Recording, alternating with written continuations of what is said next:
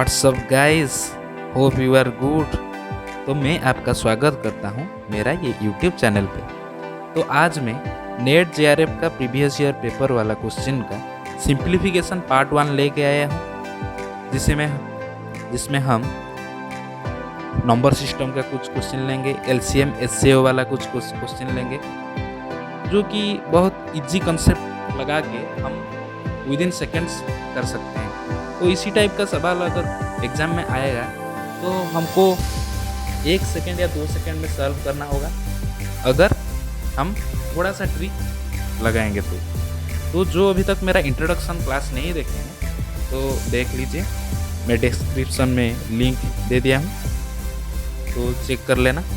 तो देखते हैं सिंप्लीफिकेशन में कौन सा क्वेश्चन सब आ रहा है एग्ज़ाम में। तो पहला क्वेश्चन है, इसका क्वेश्चन है choose the largest number. Option A B C D दिया हुआ है, उसमें से कौन सा लार्जेस्ट नंबर है हमको चूज करना पड़ेगा। तो इसी टाइप का एक सवाल में जो इंट्रोडक्शन का क्लास किया था जून 2019 का, ऐसे ही एक सवाल किया था। आज फिर से सिंप्लीफिकेशन में मैं स्पेशली ये सवाल करने जा रहा हूँ। तो इसी टाइप का अगर क्वेश्चन एग्जाम में आएगा तो हम कैसे अप्रोच रखेंगे। तो पहले हमको क्या करना पड़ेगा, जो पावर है सबका, तो पावर क्या क्या है, 500 है, 400 है, 300 है और 200 है। तो हमारा पहला काम ये होगा कि हमको जो सब पावर को सेम करना पड़ेगा। तो पावर को सेम कैसे करेंगे, हम ये सब का एचसीएफ ले जाएंगे, हाईएस्ट कॉमन फैक्टर हमको लेना पड़ेगा। तो 500, 400, 300 एंड 200 का हाईएस्ट कॉमन फैक्टर क्या है, हम सब जानते हैं कि हाईएस्ट कॉमन फैक्टर 100 होगा। ये सब का एचसीएफ 100 होगा। तो हमको सबका पावर 100 बनाना पड़ेगा। तो 2 टू द पावर 500 को हम लिख सकते हैं 2 to the power 5 to the power 100, ये लिख सकते हैं। तो क्या होगा, ये 30 to the power 100, 30 to the power 100। तो 3 टू द पावर 400 क्या होगा, 3 टू द पावर 4 इंटू 100। सो क्या हुआ, ये 81 to the power 100, 81 to the power 100। 4 to the power 300 को हम क्या लिख सकते हैं, 4 to the power 3 to the power 100 मतलब 64 to the power 100। 5 to the power 200 को हम लिख सकते हैं 5 to the power 2 to the power 100 मतलब 25 टू द पावर 100, ये लिख सकते हैं। तो यहाँ पे एक चीज़ देखिए, हमारा पास जो सब चारों नंबर है उसका पावर सब सेम है। तो हम जानते हैं कि अगर पावर दो नंबर का अगर पावर सेम है तो बेस जिसका ज़्यादा होगा वो सबसे लार्जेस्ट नंबर होगा। तो यहाँ पर देखिए 30 to the power 100, 81 to the power 100 and 64 to the power 100 and 25 to the power 100। तो बेस सबसे ज़्यादा है 81 का, पावर सबका सेम है, तो ये सबसे लार्जेस्ट नंबर है। तो 3 to the power 400 largest number होगा। तो हमको क्या करना पड़ेगा, पहले हम सब पावर का एचसीएफ ले जाएंगे, एचसीएफ जो भी आएगा वो सेम पावर सबका बना देंगे उसको यूज करके। उसके बाद हम जान जाएंगे कौन सा नंबर सबसे लार्जेस्ट है। वैसे ही हम स्मॉलेस्ट नंबर भी निकाल सकते हैं। यहाँ पर स्मॉलेस्ट नंबर क्या होगा, 5 टू द पावर 200, क्योंकि उसका बेस 25 है जो कि सबसे कम है। तो देखते हैं नेक्स्ट क्वेश्चन क्या है। नेक्स्ट क्वेश्चन है वो डिफाइन किया है, इसे एक मार्क है जो कि ए, इसे क्रॉस के एक मार्क देकर उसे राउंड दिया हुआ है। तो उसका मतलब ए क्रॉस बी का क्या मतलब दिया हुआ है, LCM of A B, LCM of A B plus GCD मतलब ग्रेटेस्ट कॉमन डिविजन जिसको हम कहते हैं, एचसीएफ जिसको कहते हैं ए बी। तो उसका मतलब ये है। और ए प्लस दिया हुआ है, उसके ऊपर राउंड दिया हुआ है, उसका मतलब वो मार्क का मतलब क्या है ना, A to the B plus B to the power A. तो दिया हुआ है क्वेश्चन क्या दिया हुआ है, what is the value of, ये पूछा हुआ है हमको। तो सिंपली हम निकाल सकते हैं आंसर। तो 1 प्लस 2 का मतलब क्या होगा, 1 प्लस राउंड, तो ये वाला हम यहाँ पर पुट करेंगे तो क्या होगा। तो ए हमारे यहाँ हमको यहाँ पे कंसिडर करना पड़ेगा A equal to 1 and B equal to 2। यहाँ पे हम अगर पुट कर लेंगे तो क्या होगा, 1 to the power 2 plus 2 to the power 1, इसका मतलब ये है।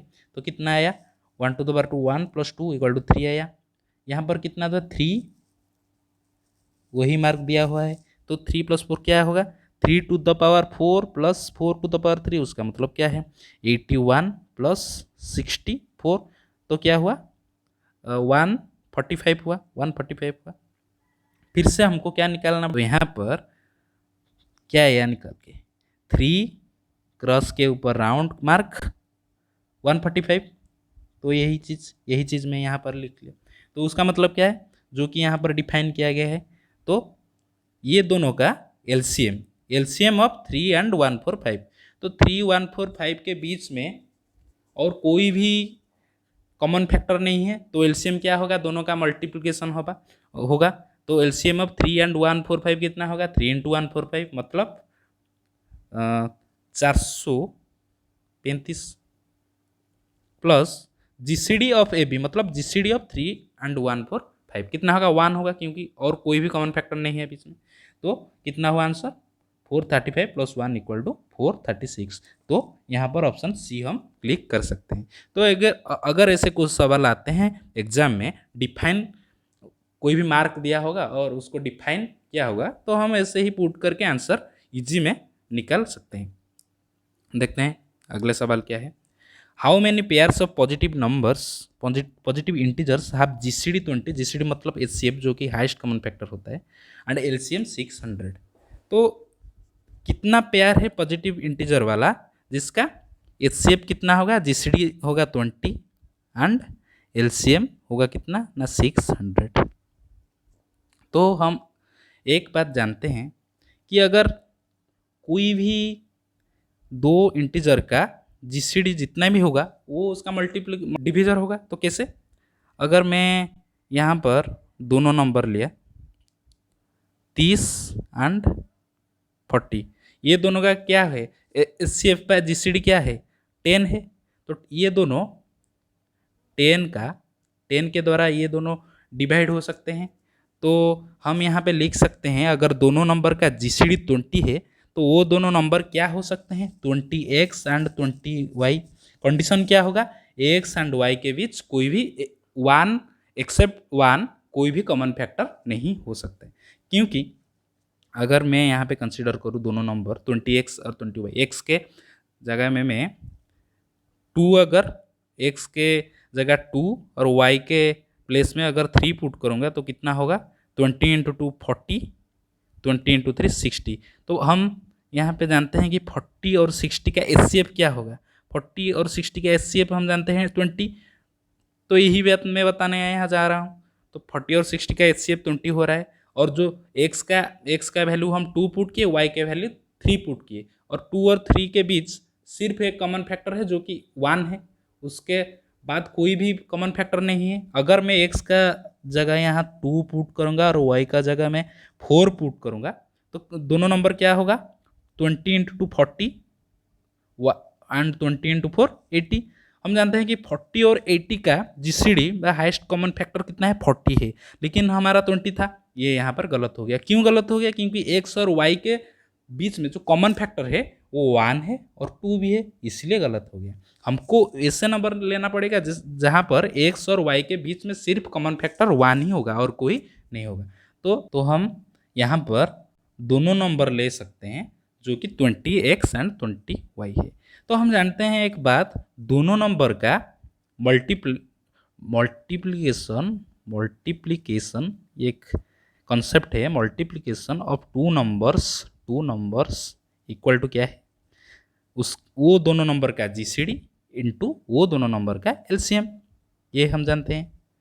तो यहाँ पर हम लिख सकते हैं अगर दोनों नंबर 20x एंड 20y हुए तो 20x × 20y इक्वल टू क्या होगा, जीसीडी क्या है, जीसीडी है 20 इंटू एलसीएम क्या है 600।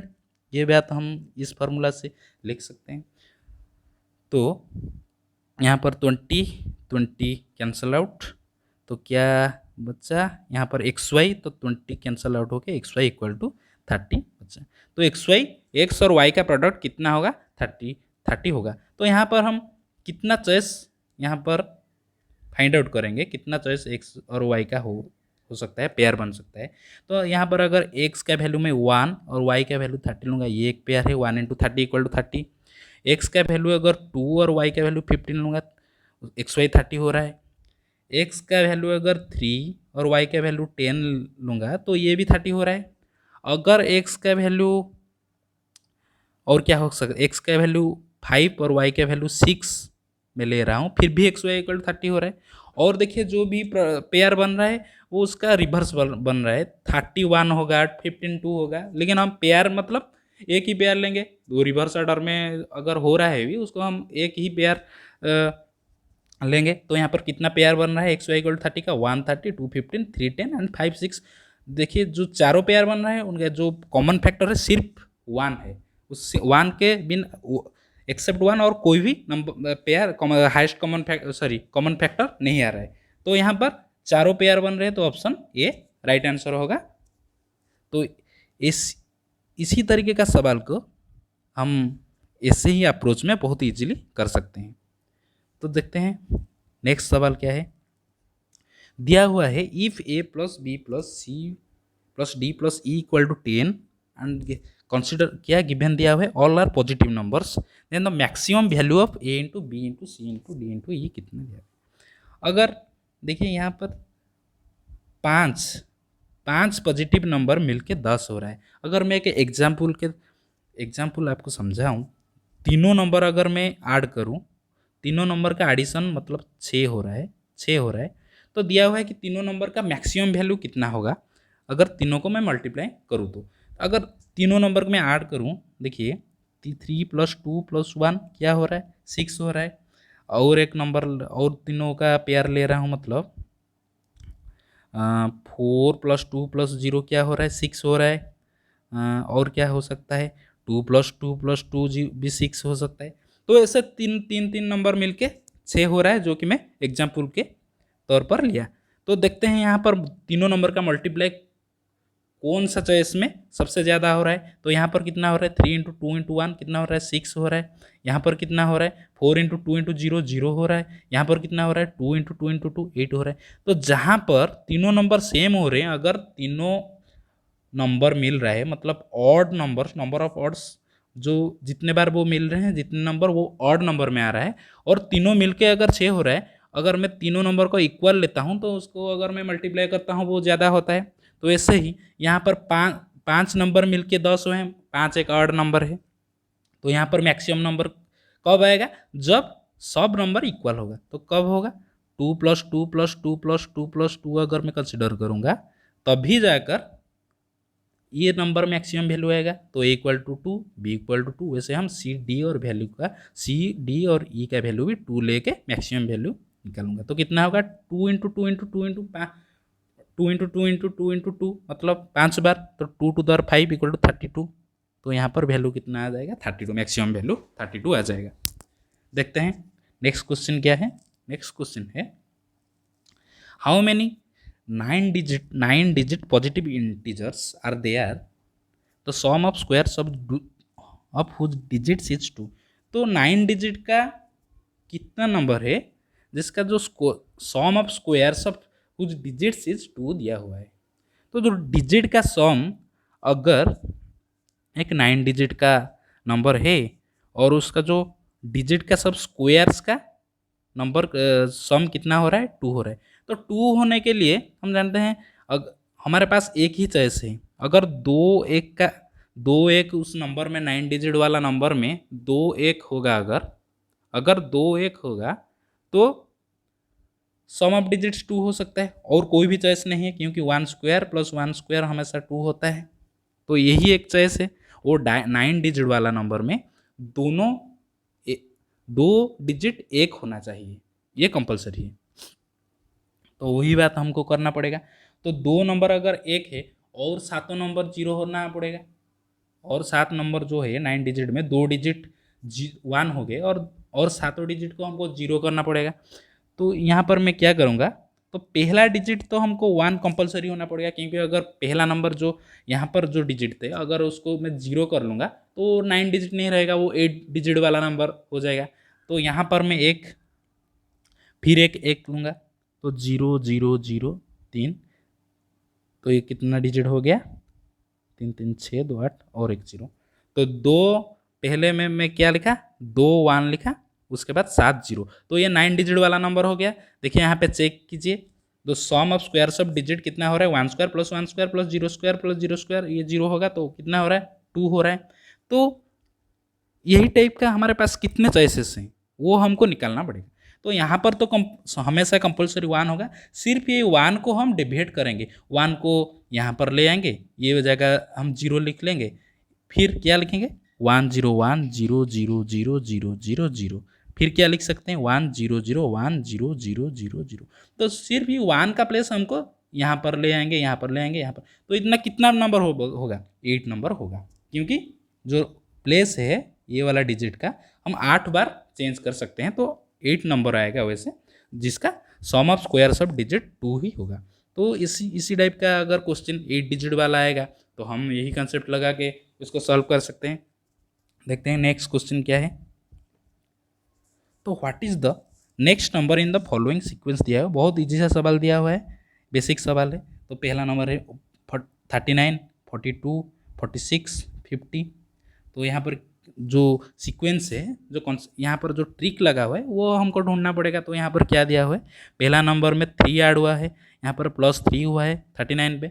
जो सेकेंड नंबर में है वो 39 में कितना, ये +3 हो रहा है, ये 39 में +7 हो रहा है, 39 में ये +11 हो के 50 हो रहा है। तो देखिए यहाँ पर +3 था पहले, उसके बाद +7 हुआ, उसके बाद +11 हुआ, मतलब 4 4 यहाँ पर ऐड हो रहा है। तो यहाँ पर अगर +15 ऐड होगा तो कितना होगा, 39 + 15 कितना, 54 हो रहा है। तो इसी तरीके के इजी क्वेश्चन अगर आएगा तो हमको ढूंढना पड़ेगा कि उसके बीच में कौन सा ट्रिक छुपा हुआ है। तो देखते हैं। तो आज का लास्ट क्वेश्चन क्या है, दिया हुआ है एक जो बड़मास रूल लगा के यही क्वेश्चन हमको सॉल्व करना पड़ेगा। तो क्या होगा, तो पहले हमको ब्रैकेट करना पड़ेगा, तो यही ये ब्रैकेट सॉल्व करेंगे, ये ब्रैकेट सॉल्व करेंगे, उसके बाद ऑफ तो नहीं है, बी हो गया, डी डिवीजन करेंगे। पहले इस ब्रैकेट का डिवीजन कर लेते हैं, 25 डिवाइड बाई 5 तो कितना हुआ, 5 + 3 -2 × 4 प्लस 16 × 4 -3 दिया हुआ है ये इस ब्रैकेट में। उसके बाद डिवीजन के बाद मल्टीप्लिकेशन करेंगे, तो क्या होगा, 5 + 3 -2 × 4 कितना, 8 प्लस 16 × 4 कितना हुआ, 64 -3। उसके बाद क्या, एडिशन सब्सट्रैक्शन। देखिए मैं आपको एक बात बताना चाहता हूँ कि अगर पहले एडिशन उसके बाद सब्सट्रैक्शन है, कोई भी चीज़ हम पहले कर सकते हैं, कुछ गलत नहीं होगा। अब पहले हम सब्सट्रैक्ट भी कर सकते हैं, उसके बाद भी एडिशन कर सकते हैं। मैं एक एग्जांपल के तौर पर लेता हूँ, 4 - 2 + 3 4, यहाँ पर मैं अगर करूँगा 4 माइनस पहले एडिशन अगर करूँगा तो कितना होगा, -2 + 3 कितना होगा, 1। तो यहाँ पर 4 + 1 कितना हो रहा है, 5 हो रहा है। यहाँ पर अगर मैं पहले सब्सट्रैक्शन कर लूँगा, 4 - 2 = 2 + 3 5, तो सही हो रहा है। क्योंकि अगर देखिए हम जानते हैं कि x + y का मतलब जो है वो x + -y भी वही होगा। तो x -y जो है x + y वही होगा। तो कोई भी चीज़ हम पहले कर सकते हैं, अगर एडिशन सब्सट्रैक्शन सिर्फ है तो हम पहले भी सब्सट्रैक्शन कर सकते हैं, उसके बाद एडिशन भी कर सकते हैं। तो यहाँ पर क्या निकल के आएगा, 5 + 3 8 -8 0 प्लस 64 - 3, तो कितना 61 आ रहा है। तो ऑप्शन ए राइट आंसर होगा। तो जो इतना ही सवाल था सिंप्लीफिकेशन पार्ट 1 में। नेक्स्ट पार्ट में हम सिंप्लीफिकेशन का और क्वेश्चन लेके आएंगे, जो प्रीवियस ईयर पेपर वाला क्वेश्चन था उसको हम कलेक्ट करके सीरियली बहुत ही क्वेश्चन कराएंगे। तो यहाँ पर मैं वीडियो समाप्त करता हूँ। जो भी चैनल को सब्सक्राइब नहीं किए हैं अभी तक सब्सक्राइब कर लीजिएगा, और अगर वीडियो अच्छा लगा है तो लाइक कीजिए, कमेंट कीजिए एंड शेयर कीजिए। धन्यवाद।